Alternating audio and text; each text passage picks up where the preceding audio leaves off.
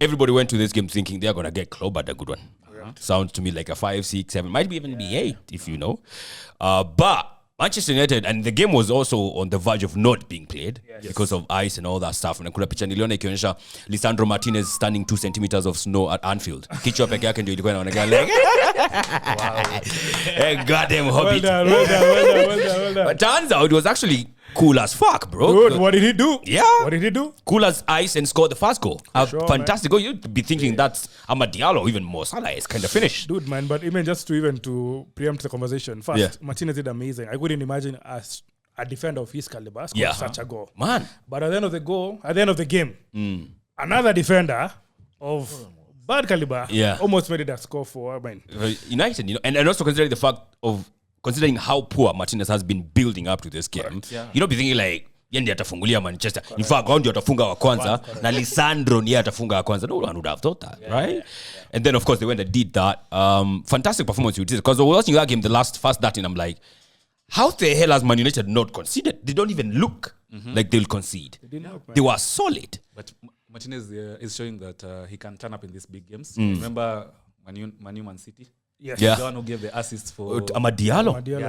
So for big games, I think it turns up. Akipatana la kina nini ndio na stuff up to set. Look at the young players. You have Diallo, you have Kobe Meno. He came in clutch to this game, right? Absolutely. I think Kobe Meno has a personal thing. Even Diallo has a personal grudge against Liverpool. Remember even in last season during the FA Cup? Yeah. He's the one who actually scored the winner against them. Diallo, right? Yes. Yeah. And he came this time, I think, to equalize. Yeah. And so you look at it and say, maybe there's a history being created here that can actually now become a very good structure. Yeah. You know how you have, this is a player who always scores against his team. Yeah. That is going to be Diallo, against Liverpool. Yeah. And of course, there was some changes in the midfield. I recall when they played against Newcastle, and everybody was like, Casemiro Eriksen, you're like, Amorim, you're mad. Yes. There's no you can have that against 2 South American gangsters and 1 European gambler. Like they're gonna get outplayed, and they got outplayed. Yes. But of course, he changed that now. Ugarte and Kobe Mino, and they had legs in the midfield. Very good. And did not get overrun, which was just really good to see. I think you remember when Amorim was coming in, I told you that I have a feeling that one team will stop Liverpool. Do you remember that? And they said it is Man United. I wasn't so confident, but you actually called it? Yeah, I called it. Yeah. During that episode, they said I feel like only one team can stop United as of now. Liverpool. Stop Liverpool. And I think United, well, they did it actually. I wish, okay, if they'd won, kelele ingekuwa nyingi. However, I think they did their part. Yeah. Yeah. So it was a good performance, man. Because Amorim seems to also turn up in these big games. I don't know if it's a Manu thing or an Alvaro thing. We talk about big game players. Maybe he's a big game coach. Right? Bro, Mourinho kind of guy. You know how cup finals was his thing, that kind of thing. Yeah. Big up, of course, went to United. I think Onana played a very fantastic role. I think there's several saves which were critical that he made. Yeah. You look at Ugarte and look at Late also. Blunders they usually make, but now they're a bit solid. Martinez, of course, came in clutch in the situation.